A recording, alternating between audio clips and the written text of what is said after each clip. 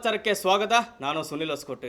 ಈ ಬಾರಿ ಮೈಸೂರು ದಸರಾವನ್ನು ಅದ್ದೂರಿ ಆಚರಿಸಲು ಇವತ್ತು ರಾಜ್ಯ ಸರ್ಕಾರ ಒಂದು ನಿರ್ಧಾರವನ್ನು ಮಾಡಿದೆ. ಅದೇ ರೀತಿ ಕೂಡ ಇವತ್ತು ಮೈಸೂರಿಗೆ ಇವತ್ತು ಆನೆಗಳು ಈಗಾಗಲೇ ಒಂದು ಮೈಸೂರಿಗೆ ಬಂದಿಳಿದಿದ್ದಾವೆ.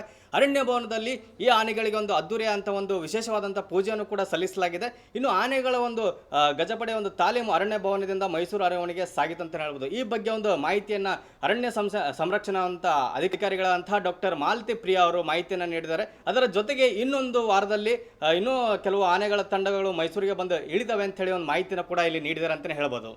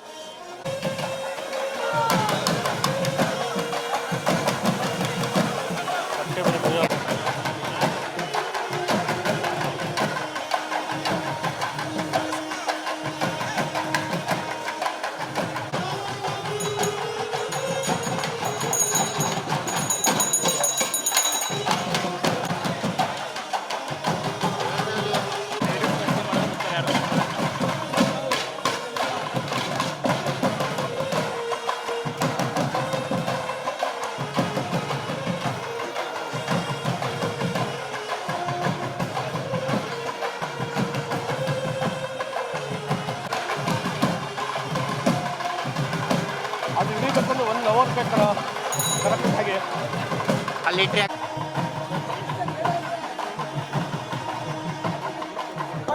ಎಲ್ಲರಿಗೂ ನಮಸ್ಕಾರ.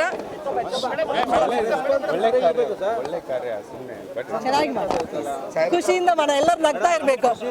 ಆಯ್ತು, ಓಕೆ, ನಗ್ತಾ ಇರ್ಬೇಕು ಎಲ್ಲರೂ please. Okay okay okay okay ಎಲ್ಲರಿಗೂ ನಮಸ್ಕಾರ. ನಾನು ಅರಣ್ಯ ಸಂರಕ್ಷಣಾ ಅಧಿಕಾರಿ ಡಾಕ್ಟರ್ ಮಾಲತಿ ಪ್ರಿಯಾ, ಮೈಸೂರು ವೃತ್ತ. ಇವತ್ತು ಎಲ್ಲರಿಗೂ ಗೊತ್ತಂಗೆ 2024 ದಸರಾವನ್ನು ತುಂಬ ಅದ್ಧೂರಿಯಾಗಿ ನಾವು ಯಶಸ್ವಿ ಮಾಡಬೇಕು ಅಂತ ಹೇಳಿದ್ದಾರೆ. ಅದರ ಪ್ರಕಾರ ನಾವು ಗಜಪಯಣವನ್ನು 21ನೇ ತಾರೀಕು ವೀರಣ್ಣ ಹೊಸಲಿಯಿಂದ ಶುರುವಾಯಿತು. ಮೊದಲನೇ ತಂಡವಾಗಿ 9 ಆನೆಗಳು ಇಲ್ಲಿ ಬಂದಿದೆ. ಈಗ ಅರಣ್ಯ ಭವನದಿಂದ ಅದನ್ನು ನಾವು ಪ್ಯಾಲೇಸ್ಗೆ ಕರ್ಕೊಂಡು ಹೋಗ್ತಾ ಇದ್ದೀವಿ. ಆ ವಿಶೇಷವನ್ನು ಈಗ ನಾವು ಹಮ್ಮಿಕೊಂಡಿದ್ದೀವಿ. ಇಲ್ಲಿಂದ ಈಗ ಪೂಜೆ ಆಯಿತು. 2ನೇ ತಂಡ ಯಾವಾಗ ಬರ್ತದೆ ಅಂತ ಮುಂದಿನ ದಿವಸಗಳಲ್ಲಿ ನಾವು ಹೇಳ್ತೀವಿ. ಮೇ ಬಿ ಇನ್ನೂ 1 ವಾರ ಒಳಗಡೆ ಕೂಡ ಬರ್ಬೋದು. ಯಾಕೆಂದರೆ ನಮಗೆ ಈ ವರ್ಷ ತುಂಬ ಶಾರ್ಟೇಜ್ ಆಫ್ ಟೈಮ್ ಇದೆ, 48 ದಿವಸಗಳು ಮಾತ್ರ ಸಿಕ್ಕಿದೆ. ಹಾಗಾಗಿ ಅದು 2ನೇ ಬ್ಯಾಚ್ ಕೂಡ ನಮಗೆ ಬೇಗನೆ ಬರುತ್ತದೆ. ಸೊ ಈ ದಸರಾವನ್ನು ನಾವೆಲ್ಲರೂ ಸೇರಿ ಚೆನ್ನಾಗಿ ಮಾಡೋಣ ಅಂತ ನನ್ನ ಒಂದು ವಿನಂತಿ. Thank you so much. But ಈ ಸಿದ್ಧತೆಗಳನ್ನ ನೋಡ್ತಾ ಇದ್ರೆ ಎಲ್ಲೋ ಒಂದು ಕಡೆ ಪ್ರತಿ ವರ್ಷ ಏನು ದಸರಾ ಹಬ್ಬ ನಡೀತಾ ಇತ್ತು, ಆದರೆ ಎಲ್ಲರಿಗಿಂತ ವಿಭಿನ್ನವಾದಂಥ ಈ ವರ್ಷ ಒಂದು ದಸರಾ ಹಬ್ಬ ನಡೀತಿದೆ ಅಂತಲೇ ಹೇಳ್ಬೋದು ವೀಕ್ಷಕರೇ.